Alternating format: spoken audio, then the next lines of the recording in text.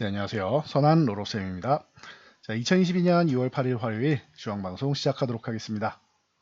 자, 먼저 미증시 확인하겠습니다. 자, 미증시는 지금 정부에서 이제 포스트 팬데믹을 전환하는 부분에 대해 검토하고 있다라고 CNN에서 얘기를 하고 있죠. 그래서 리오프닝 쪽을 준비하고 있는 소식이 들려오고 있습니다. 그래서 참고 정도 하시면 될 것 같고, 이 독일 같은 경우, 유럽으로 넘어가면 독일 같은 경우도 이제 부활절 전에 규제를 완화할 수 있다. 그리고 이탈리아 같은 경우는 뭐 기존에도 마스크 벗었는데 워낙 늘어나니까 다시 마스크를 쓰고 있죠. 이탈리아 같은 경우는 10일이면은 내일 모레면 이제 마스크를 벗는다라고 합니다. 그래서 뭐 다시 한번 뭐 지켜보면 되겠죠. 그래서 이렇게 해서 뭐 가장 뭐 심각했던 국가 중 하나인 이탈리아도 이제 다시 한번 마스크를 벗는다라고 하고, 그리고 전 세계에서 봉쇄를 가장 강하게 한 나라 중에 하나, 뭐 널리 알려진 나라 중에 하나가 이제 호주가 될 수 있는데, 지인분 중에 호주에 사시는 분이 있으면 이거 잘 아실 겁니다. 호주 굉장히 강력하게 봉쇄 조치를 했죠. 호주 같은 경우도 이제 21일부터 여행을 이제 재개한다라고 합니다. 그래서 참고 정도 하시면 될 것 같아요. 이게 미국뿐만 아니라 유럽, 뭐 호주 등등에서 리오프닝 쪽으로 다시 뭐 최근에는 이제 엔데믹이라고 하죠. 이제 포스트 코로나 시대를 준비하는 과정으로 진입하고 있다라는 거 참고하시면 될 것 같아요. 그래서 뭐 다우 증시 같은 경우는 뭐 이런 가운데 좀 이제 휴식을 취했습니다. 그래서 주초고 하니까 지난주에 이제 반등이 강력하게 나왔고 이 과열을 시키는 움직임 이후에 휴식을 취하는 모습입니다. 그래서 눈치 보기 주초니까 눈치 보기 장세 정도 나왔다 보시면 되고, 나스닥 또한 마찬가지입니다. 14,000포인트 이 지지력 테스트 중이다라고 말씀드렸는데 이런 움직임을 여전히 나오고 있습니다. 어닝 시즌이니까 뭐 증시의 실적 나오는 부분에 있어서 좀 움직일 수 있겠죠. 지난주에는 이제 뭐 실적에 따라서 들쑥날쑥 했었는데 뭐 14,000포인트 정도는 나스닥은 뭐 지켜주려는 모습인 것 같습니다. 그리고 여러분들이 가장 지금 걱정하고 올해 화두 중 하나로 삼고 있는 게 미국의 조기 금리 인상, 그리고 3월에 인상은 하는데 이게 여러분들이 걱정하는 게 0.5%포인트, 그러니까 50bp를 인상하느냐 아니면 0.25를 가느냐, 이 빅스텝 베이비 스텝에 대해서 얘기가 많은데 0.5%를 한 번에 인상하는 부분에 대해서는 쉽지 않을 거다라고 말씀을 드렸죠. 자, 이 부분에 대해서 제가 미국에서 매파적인 연준 인사하면은 가장 이제 뭐 대표적으로 세인트루이스의 블라드 총재를 많이 말씀드리는데, 이 블라드 총재도 0.5% 그러니까 50bp를 인상하는 것은 뭐 할 수 없는 건 아닌데 굳이 이렇게 할 필요 있는지 아직 확신이 없다라고 얘기를 합니다. 즉 뭐 0.5bp 우리가 이렇게 정책을 펼칠 수는 있지만 굳이 이렇게 할 필요까지는 아직은 못 느끼겠다라고 얘기합니다. 그러면은 가장 매파적 인사가 어떻게 했어요? 25bp 0.25%를 인상하는 부분에 대해서, 즉 빅스텝이 아니라 천천히 점진적으로 인상하는 부분을 찬성하고 있다는 거 참고하시면 될 것 같아요. 물론 뒤에다가 이제 2월까지 인플레이션 지표를 확인하고 최종적으로 판단하겠다라고 얘기하는데 현재까지는 빅스텝이 아니다라는 거, 이 부분만 해도 가장 매파적인 인사도 이렇게 빅스텝이 아니다라는 거 여러분들이 지금 체크하시면 될 것 같아요. 그래서 빅스텝에 대해서는 매우 신중한 입장이다. 그럼 가능성이 현재까지만 보면 가능성은 좀 낮은 편이 되겠지요. 그래서 이 부분 참고하시면 될 것 같습니다. 여러분들이 가장 관심 있게 보시는 부분 같아서 다시 한번 짚어드립니다. 매파적인 인물도 그렇게 뭐 0.5%나 한 번에 올리는 것을 고려하고 있지는 않다라는 거 참고하시고요. 자, 우리나라로 넘어오면은 뭐 전일 말씀드렸듯이 옵션 만기일 영향권에 있기 때문에 외국인은 이제 2,750 정도라고 했는데 2,700 한 30에서 2,800 한 30 정도, 요 사이 정도권 정도가 현재 포지션이에요. 그리고 오늘 같은 경우는 옵션 뭐 프리미엄 주기, 이게 옵션이라는 거는 시간 가치가 있어서 움직이지 않고 상승이나 하락 없이 이렇게 횡보하게 되면은 시간 가치가 점점 하락하게 됩니다. 그러면은 이제 10만 원이었던 게 8만 원이 되고 7만 원이 되고 계속 횡보하면은 시간 가치가 줄어듭니다. 그리고 만기일이 가까워지면 더 급격하게 줄어들고요. 변동성이 크면 클수록 프리미엄이 증가합니다. 그런데 오늘은 이제 만기 영향권이다 보니까 이제 프리미엄을 죽이는 과정 정도로 진행되면서 오늘 뭐 시장은 거의 뭐 보합권 전후로 움직였죠. 그래서 코스피 같은 경우는 이제 장중에는 뭐 강세 쪽에도 있고 했었는데 유지되지 못하고 강보합권, 코스닥 같은 경우는 소폭 약세권으로 마감을 했다 정도로 보시면 될 것 같습니다. 만기 영향력이다 보시면 되고, 현재 지수권이 이제 하단 부근에 있고, 그리고 이제 여기에서 많이 가야 한 100포인트 정도인데, 옵션이 외가를 이렇게 프리미엄을 죽여버리면은 2800을 넘어서 뭐 치고 달리거나 할 가능성은 높지 않다라는 거, 굉장히 오늘 횡보하면서 더 낮아졌다라고 보시면 될 것 같습니다. 그래서 참고하시고, 오늘 이제 오전장에 상승하다가 오후장에 이렇게 쉰 핑계거리는 중국의 이 서비스 PMI 지표 이슈였습니다. 자, 1월 차이신 서비스 PMI 지수가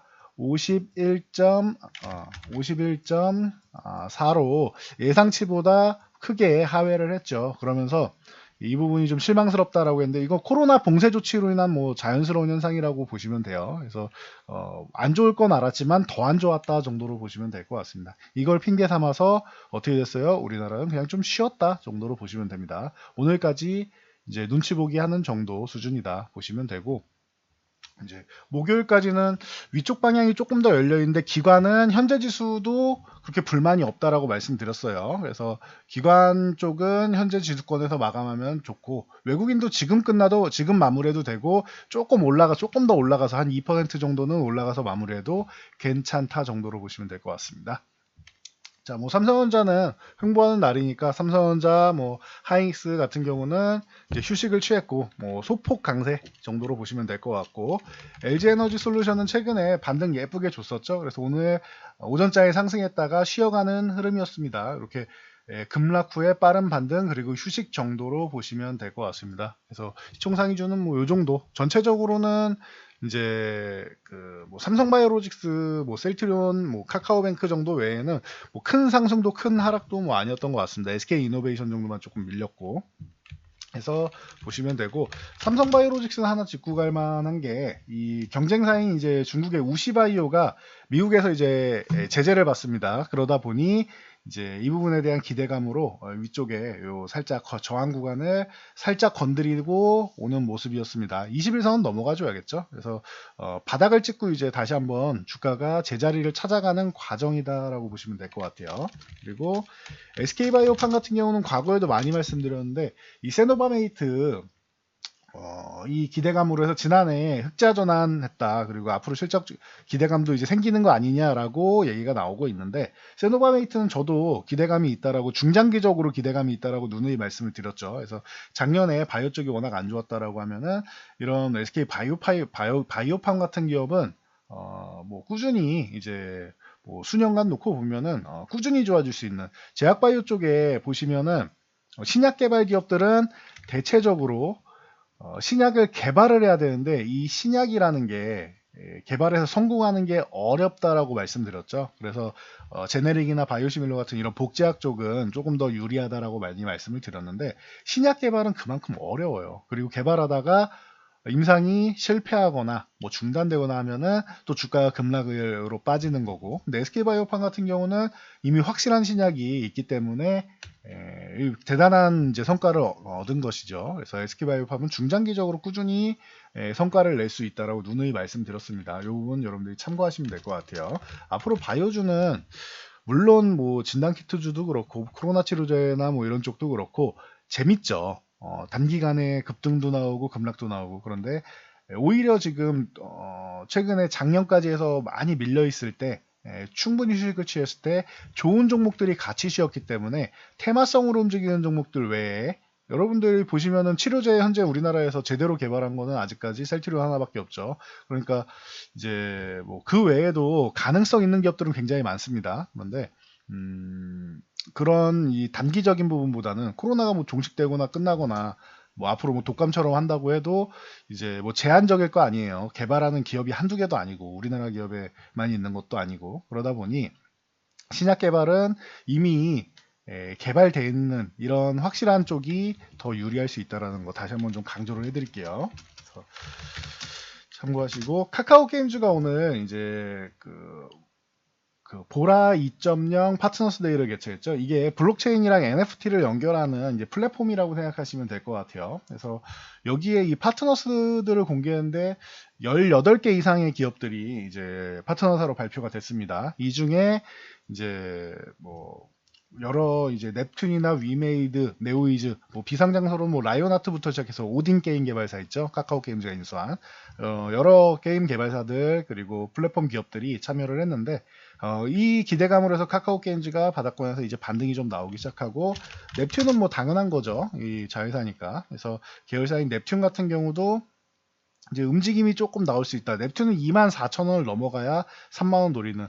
결국 보면은 24,000원에서 3만원 사이에서 계속 움직이고 있죠. 3만원 넘어가면은 다시 밀리고, 돌파 시도하면 밀리고, 24,000원은 유지되다가 뭐 밀리면은 회복하고, 밀리면 회복하고 하는 움직임이죠. 그리고 만약에 24,000원 이탈했다라고 하면 27,000원에서 6,000원에서 7,000원 사이 정도까지 요 구간을 저점으로 해서 올라오는 정도다라고 보시면 될 것 같습니다. 그래서 넵튠은 꾸준히 그냥 매매할 수 있는 종목, 그리고 카카오 계열이다 보니까 좀 더 든든하죠. 참고하시면 될 것 같아요. 그리고 위메이드나 네오이즈 같은 경우 가지고 이 부분에 파트너사로 이제 들어가 있으니까 참고하시면 될 것 같습니다. 위메이드는 반등 노리면서 들어가신 분들 있을 텐데 16만원 정도까지는 일단 보시고 16만원 전후 이 정도 보시고 이 구간을 넘어가야 더 올라가고, 만약에 16만원에서 저항받는다 그러면은 반등의 고점이 될 수 있습니다. 16만원 중요한 구간이니까 참고로 잘 보시면 될 것 같습니다. 자, 해운주가 HMM부터 시작해서 순환매성 반등이 나왔습니다. 이게 뭐 상하이 컨테이너 지수가 5,000대 유지하면서 이제 좋아지는 거 아니냐라고 얘기를 하는데 계속 5,000대였습니다. 나빠진 건 없었습니다. 그런데 최근에 시장 영향력으로 좀 같이 밀려 내려왔고, 그리고 컨테이너 지수를 핑계로 삼았다라고 하면은 대한해운이 좋았어야 되는데 대한해운이 물론 자체적인 기업 자체가 조금 문제가 좀 뭐 증자나 이런 부분에 문제가 좀 있지만, 자금 조달이나 이런 부분에 이슈가 좀 있었지만 대한해운이 더 좋았어야죠. 기존에 계속 말씀드렸지만 HMM 같은 경우는 다 발전돼 있고, 대한해운은 컨테이너 쪽에 좀 더 특화, 그리고 페노션은 이제 벌크선 쪽에 좀 더 특화되어 있다라고 말씀드렸습니다. 그래서 컨테이너 지수 하면은 대한해운이 더 이제 페노션보다는 영향을 받고, BDI 지수 하면은 페노션이 더 영향을 받아야 된다라고 말씀드렸는데, 오늘 대한해운은 못 오르고 페노션은 올랐죠. 그냥 순환매성이라고 생각하시면 될 것 같아요. 자금이 이제 과하게 좀 많이 밀려있는, 낙폭과대돼 있는 종목들, 여기는 너무 많이 밀려있는 거 아니야 생각되는 이런 섹터들 쪽으로 한 번씩 순환하고 있다라고 생각하시면 됩니다. 그래서 해운주들도 이제 바닥에서 이제 슬금슬금 올라오고 있다라는 거 참고하시고요. 자, 리오프닝 기대감 쪽으로 해가지고 거의 뭐 1위 1비하는 것 같습니다. 뭐 진에어든 이런 뭐 항공주가 됐건 뭐건 지난주에 금요일날 이제 아까 말씀드렸듯이 이제 계절 감기처럼 관리한다라는 얘기가 나와서 급등을 했는데, 어제는 일부 종목만 조금 오르고 저항을 두들기고 있죠. 그래서 오늘 같은 경우는 다시 한번 또 이제 오전장에 좋았다가 오후장에 좀 쉬는 움직임이 나왔는데, 진에어나 뭐 제주항공이나 보시면은 자, 저항권에 걸려있죠. 17,000원 후반에서 18,000원 정도. 그리고 제주항공도 그렇고, 여러분들 이 흐름을 전체적으로 잘 보셔야 돼요. 제주항공도 오늘 18,000원 돌파 시도 정도 나왔죠. 위에서 좀 눌리긴 했는데 그래도 넘어가 있어요. 이거는 좀 나은 거고. 그리고 이제 하나투어 같은 경우도 저항권인 8만원 오늘 두들기고 못 넘어갔죠. 그래서 일부는 넘어가기 시작하는 종목, 걸려있는 종목들이 있습니다. 롯데관광개발도 보시면은 오늘 좋은 흐름 보이면서 이제 17,500원 요 구간을 아직 못 넘어갔죠. 저항받고 있죠. 그래서 이 구간들을 다 넘어가 줘야 돼요. 보시면은 저항 돌파 시도 중인 이런 종목들은 넘어가야 된다라고 보시면 됩니다. 넘어가서 아예 좀 확인을 받아야 돼요. 한 차례 추가 상승까지 나오면서. 그리고 호텔신라나 뭐 이런 뭐 CJCGV나 뭐 하이브 뭐 이런 종목들이 있습니다. 호텔신라 같은 경우 이제 바닥권에서 이제 올라오기 시작하는 거다라고 보시면 되고, CJCGV도 마찬가지입니다. 바닥권에서 이제 막 올라오기 시작하는 거예요. 그리고 하이브도 마찬가지고, 하이브 같은 경우도 바닥에서 이제 막 올라오고, 인터파크 같은 경우도 야놀자 뭐 인수권에 대해서도 제대로 뭐 이제 뭐 탄력을 못 받았죠. 그러면서 추가적으로 밀려 내려왔는데, 인터파크도 이제 바닥에서 좀 올라오기 시작합니다. 그래서 이렇게 바닥에서 올라온 종목들이 있고, 그리고 먼저 조금씩 올라와서 혹은 지난주부터 올라와서 저항 돌파, 저항 구간에 걸쳐 있는 종목들이 있으니까 양쪽 움직임 잘 보시면서 여러분들이 판단을 하셔야 됩니다. 바닥에서 올라온 종목들은 다음 저항권까지 보시는 거고, 현재 저항권에 걸려 있는 종목들은 저항을 확실하게 돌파한 다음에 보시는 게 맞습니다. 자, 그리고 로봇 관련주들 순환매가 나오고 있죠. 오늘도 이제 로보로보 같은 경우가 이제 좋은 모습 보였고, 뭐 휴림 로봇이나 이런 미래 컴퍼니 이런 종목들이 좋은 모습을 보이면서 로봇 관련주는 이제 계속 이제 순환하는 정도다라고 보시면 될 것 같아요. 급등했다가 먼저 밀려 있는 종목들이 반등, 혹은 먼저 올라간 종목들이 지금 또 휴식을 취하는 종목들이 있죠. 계속 순환을 하고 있다. 그러니까 죽지 않고 순환하고 있다라고 보시면 될 것 같습니다. 그래서 로봇 관련주는 여전히 좋고, 이게 코로나 때문에 이제 원격이나 이런 부분으로 해서 인력을 사용할 수도 있지만, 로봇 쪽으로 해서 대체를 하게 되면은 조금 이런 뭐 바이러스에는 영향을 받지 않으니까 이런 부분이 좀 계속 부각되고 있다고 보시면 될 것 같아요. 자, SNL 같은 경우는 구글의 클라우드 플랫폼이죠. 워크스페이스의 파트너 자격을 얻으며 이제 기대감을 좀 모았습니다. 유지되지는 못하고 좀 밀렸네요. 그래서 쭉 올라가면서 이제 뭐 기대감을 모았는데 유지되지는 못했다 정도로 보시면 될 것 같습니다. 그래도 21선은 올라와 있으니까 요 구간에서 살짝 이제 휴식을 취한다라고 하면은 추가적인 반등도 노려봐야겠죠. 자, 그리고 JNK터 같은 경우도 이제 산자부에서 이제 도시가스 수송원입 추진단 발족을 했습니다. 그러면서 이 온사이트용으로 해서 이제 JNK터가 부각이 되면서 5,700원 이탈하면서 이제 좀 과하게 밀려 있었는데 다시 한번 이제 회복을 하는 모습입니다. 그러면은 이 구간에서 위에 저항은 많지만 이제 여기서 살포시 휴식을 취한다라고 하면은 7,000원 초반대를 한번 노려볼 수가 있습니다. 참고하시고요. 그리고 이런 이슈들은 수소 관련주들을 이제 살아나게 할 수 있다는 거 참고하시면 될 것 같아요. 최근에 에너지 가격 오르면서 대체 에너지 얘기 많이 말씀드렸죠.